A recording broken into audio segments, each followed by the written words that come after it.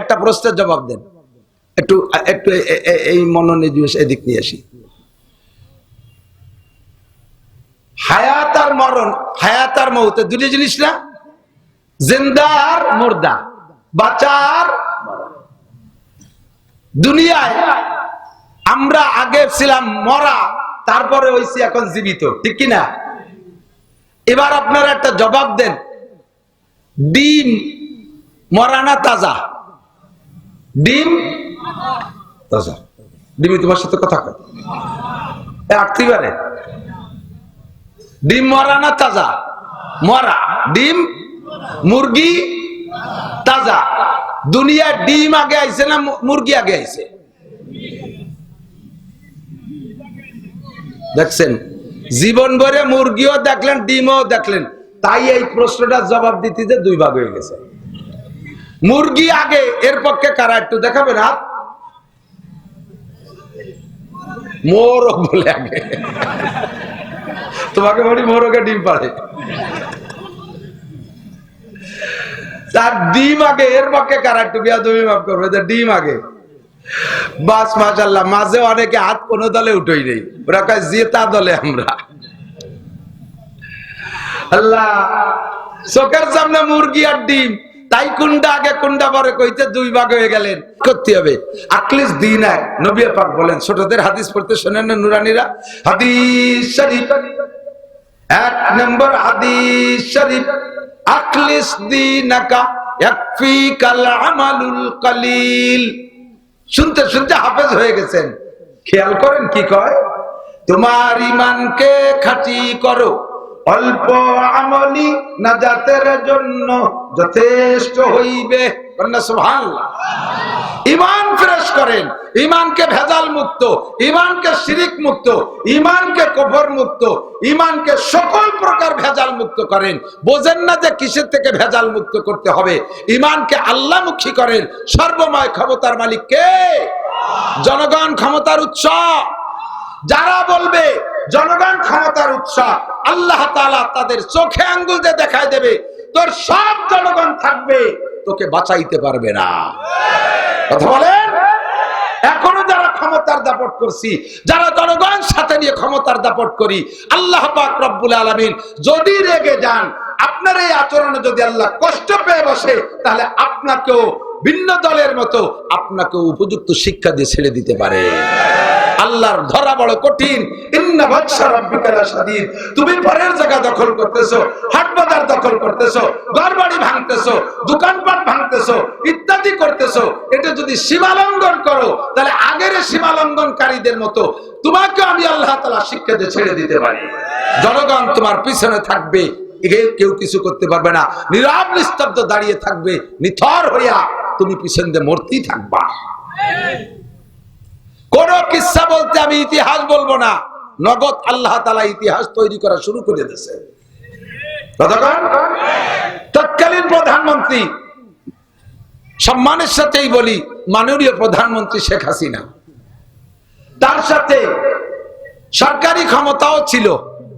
যতক্ষণ উড়ে না গেছে অতক্ষণ সে প্রধানমন্ত্রী হিসেবে পাওয়ারে ছিল না, দেশের প্রধানমন্ত্রী হিসেবে ক্ষমতায় ছিল। 2 নম্বর, তার সাথে বাংলাদেশের সেনাবাহিনী ছিল। 3 নম্বরে র্যাব ছিল। 4 নম্বরে বিডিআর ছিল। 5 নম্বরে পুলিশরা তো আদাজাল খাইয়ে নামছে। 6 নম্বরে আনসার ছিল। 7 নম্বরে বিমান বাহিনী। 8 নম্বরে নৌবাহিনী। 9 নম্বরে যুবলীগ। 10 নম্বরে ছাত্রলীগ। এরপরে যত লীগ আছে সব লীগ সাথে অস্ত্র, সরকারি অস্ত্র সবই তাদের হাতে, সবই তাদের হাতে। অথচ নিরস্ত্র কয়টা পোলাপান যাইয়া স্লোগান দিছে, এত জনগণ সাথে থাকতে সবকিছু ফেলে রেখে দেশ থেকে চলে যাওয়া লাগছে।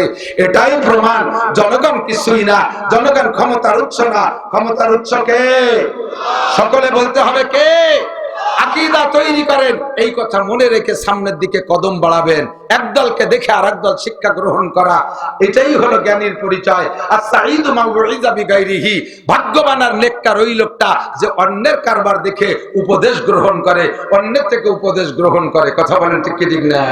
আমরা সকলে সতর্ক হয়ে যাব দোস্ত, বাড়াবাড়ি কেউ করব না, চলে যাই জায়গা মতো। আল্লাহ পাক রব্বুল আলামিন আমাদেরকে এখন বাঁচায় রেখেছেন, বলি আলহামদুলিল্লাহ। যতক্ষণ দুনিয়া হায়াত পাবেন, দুনিয়াটা বেশিক্ষণ থাকার চেষ্টা করবেন। আমার দিক দুনিয়ায় বেশিক্ষণ থাকার চেষ্টা করবেন, মরণের জন্য অত পাগলামি করার দরকার নাই। অনেকে কয় আল্লাহ আর ভালো লাগে না, তুমি আমার দুনিয়াতে নিয়ে নাও। কে তুমি এত কি ভালো হয়ে বসে রয়েছ? হ্যাঁ, কি হয়ে বসে রয়েছে? তুমি কি করছো কি? তুমি যে মরার জন্য এত পাগল? গাঁজা খাইছো, ইয়াবা খাইছো, সুদ খাইছো, ঘুষ খাইছো, জিনা ব্যভিচার জারি যাত্রা করছো, আকাম কুকাম যা আছে সব করিছো, আর তুমি মরার জন্য ব্যস্ত হয়ে গেছো।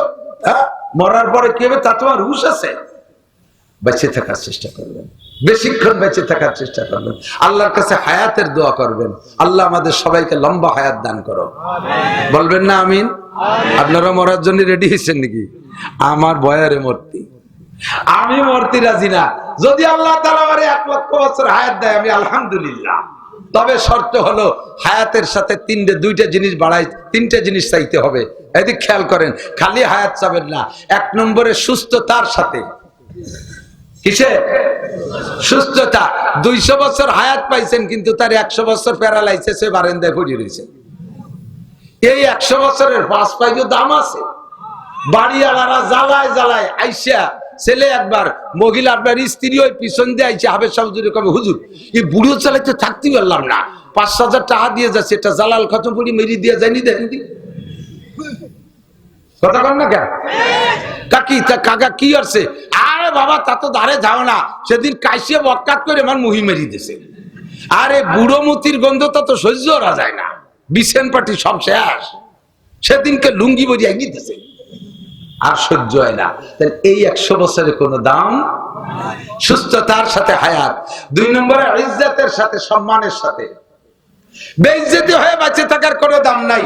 রাস্তায় বেরোলে মানুষে ধিক্কার দেয়, বাজারে গেলে মানুষে ক্রিটিসাইজ করে, হাটে গেলে মানুষে ধিক্কার দেয়, যে জায়গা যায় সবাই আমাকে ঠাট্টা করে, উপহাস করে, ব্যঙ্গ করে, আমাকে কেউ দেখতে চায় না। এমন চেহারা, এমন অবস্থা আমার। এই রকম বেঁচে থাকার কোনো দাম নাই। 1 নম্বরে সুস্থতার সাথে, 2 নম্বরে পরিপূর্ণ সম্মান ও ইজ্জতের সাথে, 3 নম্বরে প্রশস্ত হালাল রিজিকের সাথে। কারণ অভাব থাকলে ঈমান থাকে না। খুদাবন্দে রুজি বাহাত মুস্তাকিল, খুদাবন্দে রুজি বাহাত মুস্তাকিল, পরাগন্দা রুজি পরাগন্দা দিল।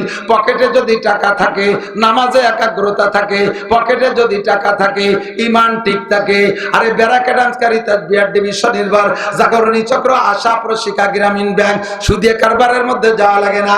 পকেটে টাকা থাকলে পরের মাল চুরি করা লাগে না, ডাকাতি করা লাগে না, পরের মাল দখল করা লাগে না। নিজের পকেট ভরা আছে, ঈমান আমল ঠিক আছে, সবকিছু ভালো লাগে। কথা বলেন ঠিক কি ঠিক না? হায়াত চাইবো আল্লাহর কাছে সুস্থতার সাথে। আমার সাথে বলেন, সুস্থতার সাথে, ইজ্জতের সাথে, প্রশস্ত হালাল রুজির সাথে। সুদে টাকা চাই না, ঘুষে টাকা চাই না, রাস্তা মারা টাকা খাবো না, টোন মারা টাকা খাবো না, মন মারা টাকা খাবো না, বিজিএফ কার্ড বেচে খাবো না, পঙ্গু ভাতা বেচে খাবো না, বয়স্ক ভাতা করতে যে টাকা খাবো না। মেম্বাররা, চেয়ারম্যানরা সতর্ক থাকো। আজকে যদি তুমি পঙ্গু ভাতা বেচে খাও, তাহলে আল্লাহ তোমারে একদিন পঙ্গু বানায় দেবে, তুমি ওই কাঠ খাইয়ে তোমার বাইসে থাকা লাগবে। বিধবা ভাতা কাট করে দিতে গিয়া পয়সা খাও, আল্লাহ তোরে ওয়াকালে নিয়ে যাবে, তোর বউডারে বিধবা বানায় দেবে, তোর বউর ওই বিধবা ভাতা বেচে খা, বিধবা ভাতা কিনে খাওয়া লাগবে। এই জন্য সাবধান হও, রুজি চাইবো আল্লাহর কাছে, হালাল রুজির সাথে লম্বা হায়াত, প্রশস্ত রিজিক, হালাল রিজিক, সুস্থতার সাথে, ইজ্জতের সাথে লম্বা হায়াত দাও। তবে যত হায়াতই পাই না কেন, কিয়ামত পর্যন্ত হায়াত কেউ পাবো না। আমি গ্যারান্টি দিয়ে বলে দেই, এ জায়গা 5, 7, 10 বছরে পোলাপানো থাকতে পারে। সেখান থেকে নিয়ে পর্যন্ত যারা হায়াত পেয়েছি, বুড়ো বুড়ো যারাই আছি, আগামী 100 বছরের মাথায় এই জায়গা যে কয়জন আছেন, এর একজনও জমিনের উপরে থাকবেন না, অবশ্যই মাটির তলে চলে যেতে হবে। 100 বছর আগে আমার নাম দুনিয়ায় ছিল না। হাল আতা আলাল ইনসানে হিনুম মিনাদ দাহরি লাম ইয়াকুন শাইআম মাযকুরা। একটা সময় তোমার তো দুনিয়া চলে গেছে, ওই সময় তোমার নাম গন্ধ ছিল না। এ জামাল কামাল লালটু বল্টু জুয়েল টুয়েল টুলুলুলু ডলি বলি খালেক মোল্লা মালেক মোল্লা যারাই আছো, 100 বছর আগে আমার তোমার নাম গন্ধ ছিল না, আবার 100 বছর পরেও থাকবো না, মাঝে অল্প একটু সময় আছি। টাইমটা কতটুক আমার আল্লাহ বলেন, আমাল হায়াতুদ দুনিয়া ইল্লা কালিল। এই দুনিয়ার জিন্দেগি একেবারে কম, একেবারে কম। কথা বুঝতে হবে। আল্লাহ যারে কম বলে তার চেয়ে কম থাকে না, আল্লাহ যারে বেশি বলে তার চেয়ে বেশি থাকে না। কথা কোন ঠিক না? আল্লাহ যারে ভালো বলে তার চেয়ে আর ভালো হতে পারে না, আর আল্লাহ যারে মন্দ বলে তার চেয়ে মন্দ থাকতে পারে না। আল্লাহ আখিরাতের হায়াতকে হায়াত বলেছে, দুনিয়ার হায়াতকে হায়াতই বলেন নাই। দুনিয়ার হায়াত হলো একেবারে কম, তাও শুরু করছে কি দিয়া? সূরা তাবারাকাল্লাযী মুলক পড়েন, তাবারাকাল্লাযী বিয়াদিহিল মুলক ওয়া হুয়া আলা কুল্লি শাইইন কাদির আল্লাযী খালাকাল, উলামায়ে কেরাম বলেন খালাকাল মাউতা ওয়াল হায়াতা।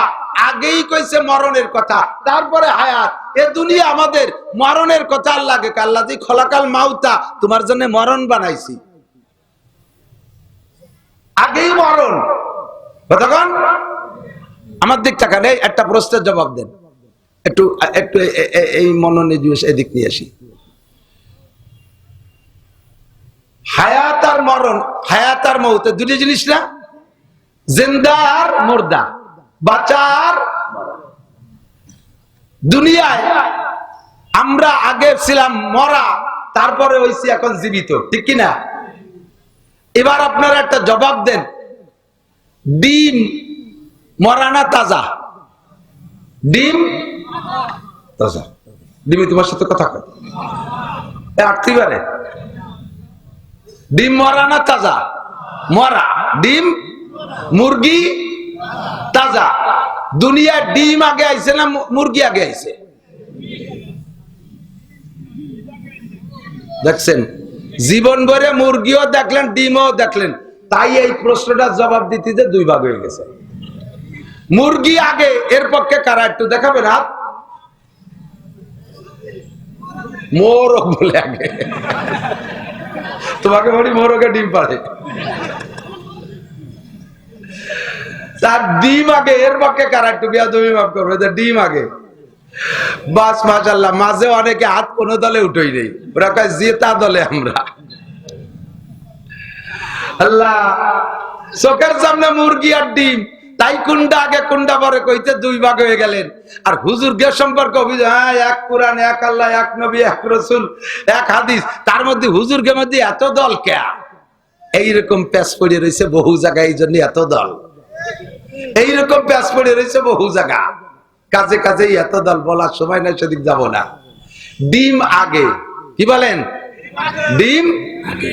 পাইলাম কোথায়? কোরআন শরীফে আছে। পরে মুরগি, পরে মুরগি, ডিম আগে। আল্লাহ পাক রব্বুল আলামিন বলেন, ইউখরিজুল হাইয়্যা মিনাল মাইয়িতি ওয়া ইউখরিজুল মাইয়িতা মিনাল হাইয়্যি। আল্লাহ তাআলা ইউখরিজুল হাইয়্যা মিনাল মাইয়িতি, তাজাকে বের করে মরার থেকে। মুরগি তাজা, ওরে বের করছে ডিমির থেকে। এরপরে সেই মুরগির থেকে আবার ওয়ায়ুখরিজুল হাইয়্যা মিনাল ওয়ায়ুখরিজুল মাইয়িতা মিনাল হাইয়্যি, পরে আবার সেই মরাকে আবার সেই তাজাতে বের করে। আগে আল্লাহ তাআলা ডিম পাঠাইছে, সেই ডিমের থেকে মুরগি বের হইছে। আমাদেরও জিন্দেগি দেখলে খুঁজে পাবেন, আমরা 100 বছর আগে ছিলাম না, তাহলে আমরা মরা। কোথায় ছিলাম? মাটির মধ্যে, শাকের মধ্যে, কদুর মধ্যে, ডিমির ভিতরে, মাছের ভিতরে, মাটির মধ্যে, পেঁয়াজের ভিতরে, রসুনের মধ্যে, আলুর মধ্যে, কুশির ভিতরে, সব মরা। এই মরার মধ্যে ছিলাম। আল্লাযী খালাকাল মাউতা, আল্লাহ তাআলা মরা বানাইছে আগে, তারপরে বানাইছে আল হায়াতা, আমাদেরকে জীবিত বানাইছে। দুনিয়ার জিন্দেগিটাই আল্লাহ তাআলা তৈরি করেছে মরার জন্য। থাকতে কেউ পারবে না, কেউ পারবে না। হযরত মুসা নবী আলাইহিস সালাতু সালামের গল্প মাঝে মাঝে বলি। হযরত মুসা নবী আলাইহিস সালামের কাছে একবার আজরাইল আলাইহিস সালাম আইছে মানুষের রূপ ধারণ করে। পরিচয় দেই নেই যে আমি আজরাইল। আইসে সামনে বসে বসে কয় যে জিতু কালিয়ান আখুজা রোহাক, মুসা রেডিয়ান, আমি আপনার জান নিতে আইছি। চতুর্দিক দিয়ে শত্রুতে ভরা, এর মধ্যে যদি শত্রু একজন আইসে কয় জান নিতে আইছি। মুসা আলাইহিস সালাম যে মিজাজি মানুষ, ফিরাউনের বাবরসিরে একটা চর দিয়েছে, জায়গায় মরে গেছে।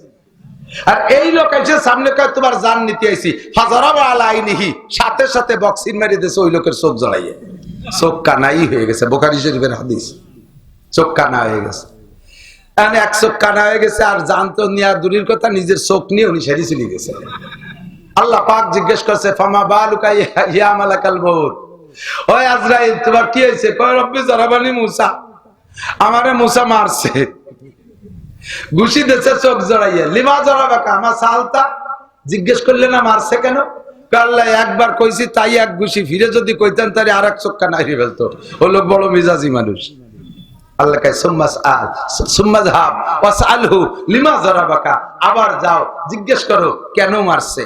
আজরাইল কয় আল্লাহ তুমি বললে যাওয়া লাগবে, তবে লোকটা বড় মিজাজি, যেই ফেরেশতার সব নবীর সাথে একটু পিরিত ভালো, উনি জিবরিল আলাইহিস সালাম, উনারে পাঠায় একটু বেশ বিষয়টা একটু জিজ্ঞেস করলে ভালো। তুমি কলি তো আমার জাতিই হবে, মাইর খাইয়া যাই খাই না কেন, তবে জিবরাইলে পাঠালে একটু ভালো হয়। আল্লাহ কয় ঠিক আছে, তুমি চিন্তা করে না, চোখ নিয়ে তোমারে গোপালগঞ্জ হাসপাতালে পাঠানো লাগবে না, তোমার চোখ আগে ভালো করে দেই। আল্লাহ তাআলা কোন কইছে চোখ ভালো হয়ে গেছে, কোন আলহামদুলিল্লাহ। আজরাইল বসে রয়েছে, জিবরাইলে পাঠাইছে। জিবরাইল যে আপনি মুসা আলাইহিস সালামের আজরাইলে মারলেন কেন? মুসা আলাইহিস সালাম জিজ্ঞেস করছে। মুসা আলাইহিস সালাম বলতেছে হতেই পারে না, নেভার। বলেন কি? আজরাইল ফেরেশতা দুনিয়া মারিয়ে সাফ করে ফেলা দিচ্ছে, আর আমি মানুষ তারে মারবো? আজরাইলকে যাইতাই ব্যক্তি, তার মূল বডি এত বড় যে সারা দুনিয়ার সমস্ত পানি আজরাইলের মাথায় ঢেলে দিলে মাথার ভিজে চুলের আগা পর্যন্ত আসবে না, গা তো দূরের কথা, এই সারা দুনিয়া সব পানি এত বড় আজরাইলকে আমি মারবো কোন কি? একটু আগে একটা লোককে ঘুষি দিয়েছে না চোখ জড়াইয়া, তুমি হাত দিছি তো কিছুক্ষণ বসে থাকলে মেরিয়ে ফেলতাম। আমার আইসে কাজে তোমারে মারতে আইছি, চতুর্দিক দিয়ে শত্রুতে ভরা, আর চোখের সামনে শত্রু হাতের মাথায় পেয়ে গেছি, ঘুষি একটা দিয়ে দিছি। উনি আজরাইল, উনি জিব্বে কাপড়ে বলছে আস্তাগফিরুল্লাহ, তাহলে আজ কাজটা করছি, কিন্তু একটু পরিচয় দেবে না, না পরিচয় দিতে এরকমই হয়। তো মারতে চাইছে, আপনি মরতেন, আপনি প্রতিবাদ কেন করলেন? যে মরব তো বটেই, আমার আল্লাহর সাথে কিছু কথা আছে। আল্লাহ পাক রব্বুল আলামিনের কাছে কথা আছে। এই কথা কি? কয় যে বলো, তাই কয় না তোমার সাথে কব না, সরাসরি আল্লাহর সাথে কব। মুসা আলাইহিস সালামের উদ্দেশ্য হলো মরার আগে শেষবার আল্লাহর সাথে একটু গল্প করে মরবে। আল্লাহু আকবার। আল্লাহ পাক রব্বুল আলামিন প্রস্তাব দিয়েছেন, মুসা তুমি এই দীর্ঘদিন পর্যন্ত ফিরাউনের সাথে কাজিডাঙ্গা মারামারি যা করছো উম্মত নিয়ে, তাতে তুমি সব জায়গা তুমি গোল্ডেন এ প্লাস, তোমার একটা পুরস্কার দেবো, তুমি চেয়ে নাও। বলো, তুমি যা বলবা তাই। একবার বলতে হবে, দুইবার বললে হবে না কিন্তু। একবার একটা চাইলে সেটা দিলাম, পরে ভালো একটা দেন না, আল্লাহ আগের ডানা পরের ডা, জ্ঞান হতে পারবে না। একবারে বুঝে শুনে চাপা, ফাইনাল চাওয়া। তো মুসা আলাইহিস সালাম খানিক ভাবিয়ে চিনতে চালাক মানুষ, উনি কাজে কোনটা চাবো সবটা তোমার জানা নেই, আল্লাহর কাছে কতটা আছে, হারিয়ে যাই না ঠকিয়ে যাই, কি চাবো খানিক ভাবিয়ে চিনতে, আল্লাহ চাও চাই পরে হবে না, তুমি আগে একটা প্রশ্নের উত্তর দাও। তুমি আবার অসময় কি প্রশ্ন করবা, যা কইছি তাই চাও, হয়তো চাবো বলেই তুই করতেছি। কি কও? আল্লাহ যদি আমি তোমার জায়গা হতাম আর তুমি আমার জায়গা হইতে, অর্থাৎ আমি যদি আল্লাহ হতাম আর তুমি যদি মুসা হইতে, আর আমি আল্লাহ হইয়া তুমি মুসারে যদি এই প্রস্তাব দিতাম, তুমি কি চাইতে তাই কও। আল্লাহ কয় তুমি আগা গুড়াই চালাক। আল্লাহ মুসা আলাইহিস সালাম কয় আল্লাহ আমার বোকা হওয়ার কোনো সুযোগ নাই, জন্মের পরের থেকেই কাফের হোক আর যাই হোক একজন রাজার বাড়ি আমি লালিত পালিত হয়েছি, প্রেসিডেন্ট ফিরাউনের বাড়ি। তারপরে 10 বছর শ্বশুর বাড়ি রয়েছি, শ্বশুর আমার একজন নবী শুআয়ব আলাইহিস সালাম। শ্বশুর বাড়িতে বাড়ি আসার পথেই তোমার সাথে সাক্ষাৎ, জাবালে তুরে বৈশা এতদিন তোমার সাথে গল্প করছি। দুনিয়ার কোন বোকা বকলেশ আবাজের সাথে আদামি বাদামির সাথে তুমি বসতে সময় হিবাই নেই, কাজেই বোকা হওয়ার কোনো সুযোগ নাই। বলো তুমি তাড়াতাড়ি বলো, আমি আল্লাহ হয়ে তুমি মুসা হইয়ে, এই প্রশ্ন যদি আমি তোমারে করতাম তুমি কি চাইতে? আল্লাহ পাক বলে, মুসা যদি আমি মুসা হতাম আর তুমি আল্লাহ হইতে আর আমার কাছে এই প্রস্তাব দিতে, তাহলে আমি তোমার কাছে সুস্থতার সাথে লম্বা হায়াত চাইতাম। বোঝা যায় সুস্থতার সাথে লম্বা হায়াত আল্লাহ পাকেরও পছন্দনীয় জিনিস, ঠিক কিনা? তো মুসা আলাইহিস সালাম বললেন, জি আল্লাহ, তাহলে এবার যার যার জায়গায় সেই যাই। তোমার প্রশ্নের জবাব এবার আমি বলি, আমিও সুস্থতার সাথে লম্বা হায়াত চাই। এবার আল্লাহ বললেন, কতদিন হায়াত চাও? আল্লাহ তুমি কতদিন দিতে পারবা? আল্লাহ পাক বলবেন, আমি তো দিতে পারবো কিয়ামত পর্যন্ত, তবে তোমার একটা খসড়া হিসাব দেই। তোমার মাথা থেকে পায়ের তালু পর্যন্ত শরীরে যতগুলো লোম আছে, প্রত্যেক একটা লোমের পরিবর্তে 1 বছর। শরীরে প্রায় 20-25টা লোম আছে না? গুনিয়ে সারা যাবে কোনদিন? তোমার গায়ে যত লোম আছে প্রত্যেক লোমে 1 বছর। মুসা আলাইহিস সালাম বললেন, আল্লাহ তারপরে? তারপরে হলো কুল্লু নাফসিন যায়িকাতুল মাউত, মরণশীল, মরিতেই হবে। এই লমে লমে 1 বছর পার পরও যত বছর লাগে দেব, অবশ্যই তোমার মরতেই হবে। মুসলমান, কোরআন মানো না, আল্লাহ কিছু বলেন না, হাদিস মানো না, তাও আল্লাহ তাৎক্ষণিক সাথে সাথে কিছু বলে না। ইসলাম মানো না, আল্লাহ সাথে সাথে কিছু বলে না। লক্ষ লক্ষ কোটি কোটি কাফের আল্লাহকে আল্লাহ বলে স্বীকার করে না। আল্লাহ তাদের খাদ্য বন্ধ করে দেয় না, আল্লাহ তাদের পানি বন্ধ করে দেয় না, আল্লাহ তাদের অক্সিজেন বন্ধ করে দেয় না। নমরুদ রে খাওয়াইছে, কারুন রে খাওয়াইছে, হামান রে খাওয়াইছে, ফিরাউন রে খাওয়াইছে, সাদ্দাদ রে খাওয়াইছে, আরে আবু জাহেল রে খাওয়াইছে, আবু লাহাব রে খাওয়াইছে, উতবা রে খাওয়াইছে, সাইবা রে খাওয়াইছে। দুনিয়ার হিন্দু বৌদ্ধ খ্রিস্টান সকলরে আল্লাহ খাওয়াইয়া যাইতেছে। কথা বলেন ঠিক না? আল্লাহু আকবার। আল্লাহ কয় আমারে তারা অস্বীকার করে, তবুও তাদের খাদ্য পানি আমি বন্ধ করি না। আমার সিজদা দিস না, আমি কিছুই বলি না। আমি আল্লাহ পাক রব্বুল আলামিন তাৎক্ষণিকভাবে তোরে কোনো বিচার করি না। ওরে সব কিছু অস্বীকার কর। জান্নাত মানিস না, জাহান্নাম মানিস না, পুলসিরাত মানিস না, হাসর মানিস না, কিয়ামত মানিস না, মিজান মানিস না, জাহান্নামের শাস্তি মানিস না, জান্নাতের নিয়ামত মানিস না, ফেরেশতা মানিস না, কবর আযাব মানিস না, কবরের শান্তি মানিস না, মানিস কিছু আসে যায় না। তবে এমনকি আমি আল্লাহকেও মানিস না, তাও আমি কিছু বলি না। তবে একটা জিনিসকে না মানে পারবি না, একটা বিষয় অস্বীকার করতে পারবি না, সেটা হলো কুল্লু নাফসিন যায়কাতুল মাউত। প্রত্যেক প্রাণী মরতেই, কতক্ষণ মরতেই থাকবেন। কেউ বেঁচে আজকে ফজর পর্যন্ত বেঁচে থাকবেন কেউ গ্যারান্টি আছে? একজন খালি বেয়াদবি করে বলে ফেলেন, হ্যাঁ আমাকে বাড়ির সামনে র্যাব আছে, পুলিশ আছে, আমরা 4 ভাই আর্মি, আমাকে বাড়ি অস্ত্র আছে, আজরাইল আসতে দেবো না, গুলি সবাই ভেলাই দেবো, আমি ফজর পর্যন্ত বেঁচে থাকবো। আল্লাহ কয় খালি ক, তোরে বাড়িও যাচ্ছে, তোরে মারবো এই মাঠে বেলাইয়া। আর যা কও না কও, এই জায়গা মোটে মাতুব বাড়ি চলে না, ঠিক না? চোখের সামনে দেখলাম পাগলা জুয়ন ধস করে পড়ে শেষ হয়ে গেল। ডিসি নাসিম সাহেব, আমি দেখছি ফেসবুকে, উনি আমার ফুফা হইতো, আমার চাইতে আধা হাত উঁচু হবে, টিয়নো কালের থেকে এরকম লম্বা দাড়ি, বড় আমলি মানুষ, এত বড় মুখলেস মানুষ টিয়নো ডিসি আমি দেখি নেই। অনেকেই ভালো আছে, তা আমি যাদেরকে চিনি তার ভিতরে ওনাকে অন্যতম পাইছি। উনি তখন সাতক্ষীরের শ্যামনগর উপজেলার থানার টিয়নো। আমি ওই শ্যামনগরে মাহফিলে গেছি, তো পরিচয় হয়েছে, জানছে যে আমি দেশের মানুষ, আমারে দাওয়াত দিছে। হুজুর রে যে বলে, আমি এবার সুন্দরবন দেখতে গেছি, হুজুরে বলে আইছে আগামীকাল তো হুজুর থাকবে আমার উপজেলা মসজিদে, টিয়নো মসজিদে নামাজ পড়বে, হুজুরকে আমার নামাজের দাওয়াত, আর আমার বাসায় খানা। আমি গেছি, খানা খাইছি, নামাজ পড়ছি, তারপরে খানা খাইতে ওনার বাসায় ঢুকছি, আজীব হয়ে গেছি। এই যে এই সিঙ্গেল যে চকি আছে না, বাংলা চকি, ওর উপরে খেজুরির পাটি বিছেলু, তার উপরে একখান খেতা বিছাইয়া আমরা 3 জন গেছি খাতি দেশে। রুমের ভিতরে আগে ওই যে বেতির চেয়ার, রড দিয়ে বডি বানাইয়া বেতি দিয়ে চেয়ার বানাতে মনে আছে, এরির কয়খান বেতি ছিড়া চেয়ার, ঘরের ভিতরে সব ওই সাইজের মাল। আমারই লজ্জা দিচ্ছে যে আমার জামাই ফুফো টিয়নোকে বাসা থাকে, প্রধানমন্ত্রীর বাসার চাইতে ডকশকের, ইয়ে কি? আমি কইলাম যে জামাই কিরম যেন কি যে কব আমি দিশে পাচ্ছি না। জামাই কয় বুঝছি তুমি কি কবা।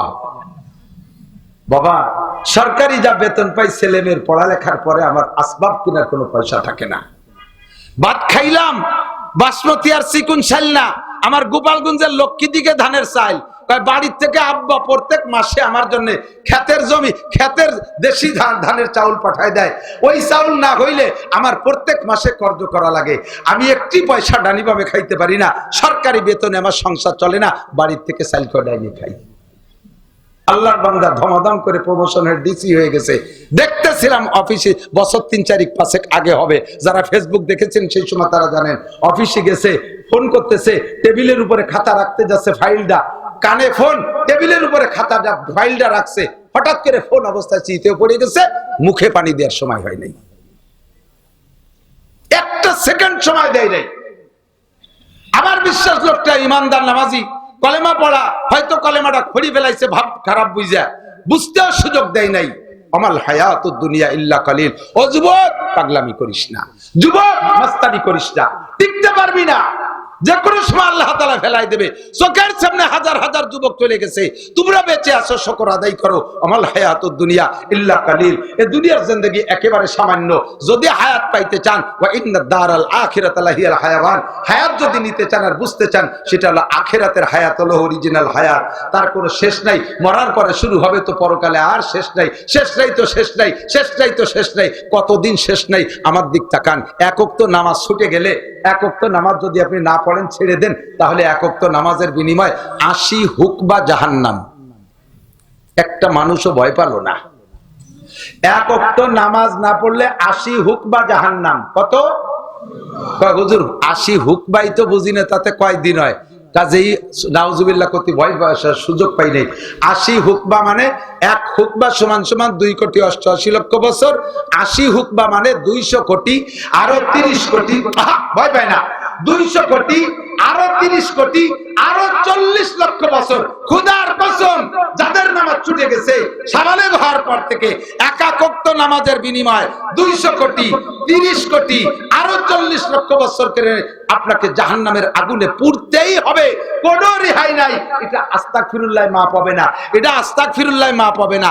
আস্তাগফিরুল্লাহ মাফ হয় জিনার গুনাহ, আস্তাগফিরুল্লাহ মাফ হয় মদের গুনাহ, আস্তাগফিরুল্লাহ মাফ হয় মিথ্যে কথার গুনাহ, আস্তাগফিরুল্লাহ মাফ হয় চুরি করার গুনাহ, আস্তাগফিরুল্লাহ মাফ হয় গান গাওয়ার গুনাহ, আস্তাগফিরুল্লাহ মাফ হয় ফেসবুক দেখার গুনাহ, আস্তাগফিরুল্লাহ মাফ হয় সিগারেট মদ গাঁজা ইয়াবা খাওয়ার গুনাহ, আস্তাগফিরুল্লাহ মাফ হয় এই জাতীয় গুনাহ। আস্তাগফিরুল্লাহ নামাজ মাফ হবে না, আস্তাগফিরুল্লাহ রোজা মাফ হবে না, আস্তাগফিরুল্লাহ হজ মাফ হবে না, আস্তাগফিরুল্লাহ যাকাত মাফ হবে না। এগুলো পরিশোধ করতে হবে।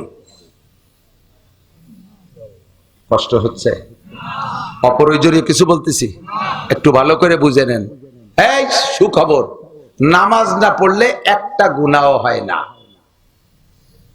কথা বলেন, নামাজ না পড়লে কি হয় না? সাহস পাচ্ছে না কি হুজুর মিথ্যে কথা বলেন? একেবারে বুঝাই দেব, একটা গুনাহ হয় না। নামাজ না পড়লে একটা গুনাহ হয় না, রোজা না রাখলে একটা গুনাহ হয় না, হজ না করলে একটা গুনাহ হয় না, যাকাত না দিলে একটা গুনাহ হয় না। তাই হয় কি? তাই তো বাইসে গেলাম। এমনি দেয় না, আপনি যা ছাড়িয়ে দিচ্ছে না, তাই তো হয়ে গেছে কাম। কি হয়? গুনাহ যদি হইতো, হ্যাঁ বোঝে না, যদি গুনাহ হইতো তাহলে নামাজ না পড়িয়ে 70 বছর নামাজ না পড়ে মরার আগে আস্তাগফিরুল্লাহ কই বেস্তে চলে যেতে পারতেন। তাহলে একটা লোক 70 বছর নামাজ না পড়ে আস্তাগফিরুল্লাহ পড়ে বেস্তে চলে গেল, আর আমি তো 70 বছর খাটি পিটে কি এলাম? বুঝেন, নামাজ না পড়লে গুনাহ হয় না। তবে হয় কি, এক ওয়াক্ত নামাজের জন্য নির্দিষ্ট পরিমাণের জাহান্নাম বরাদ্দ আছে, ওইটা খাটতে হবে, একটা গুনাহ হবে না। এক ওয়াক্ত নামাজের জন্য 230 কোটি 40 লক্ষ বছর জাহান্নাম, এইটা আপনি আস্তাগফিরুল্লাহ করে ক্ষমা পাবেন না।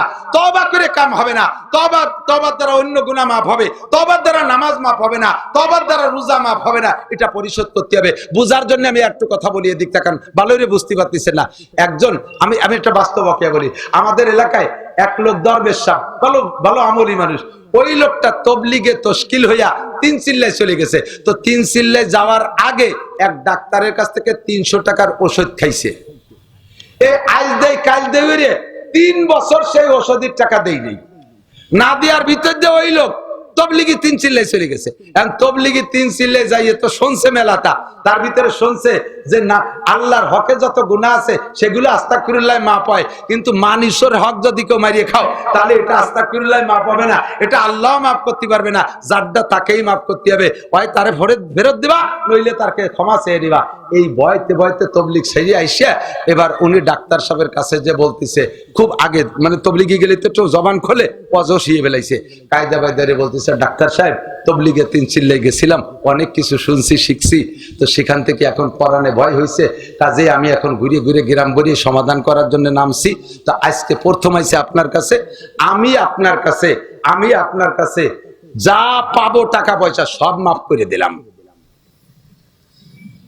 আর আপনি আমার জীবনে কথায় দিয়ে যত কষ্ট দিয়েছেন সব মাফ করে দেন। মানে উনি আগে ঢালিয়ে দিয়েছে, তাহলে ডাক্তার সাহেব ঢালিয়ে দিবে না, এই জন্য উনার টুকুনি ঢালিয়ে দিয়েছে। এবার বলতেছে, ভুল করবে যদি করে সময় আমিও আপনার কাছে কোন জায়গায় দিনা থাকি, তাও আপনি মাফ করে দেন, সমান সমান হয়ে যাক, দুইজন ফ্রেশ ভাবে আখিরাতের দিকে যেতে পারি। ডাক্তার সাহেব কয়, সব মাফ করে দিলাম, ওষুধের টাহা 300 ভেলাও। ঔষধির মাফ সালাম কি? মাফ চাইলে হলো, 3 বছর আগে দেওয়ার কথা ছিল, পরে আর 3 ছিলে। এই এতদিন ঘুরাইছো, তোমার এই মাপ সাথে সে গুল্লির গুনাহ মাফ করে দিলাম, টাকা ফেলাও। বুঝতে পারছি? আল্লাহর কাছে কানবেন, আল্লাহ আমি 16 বছর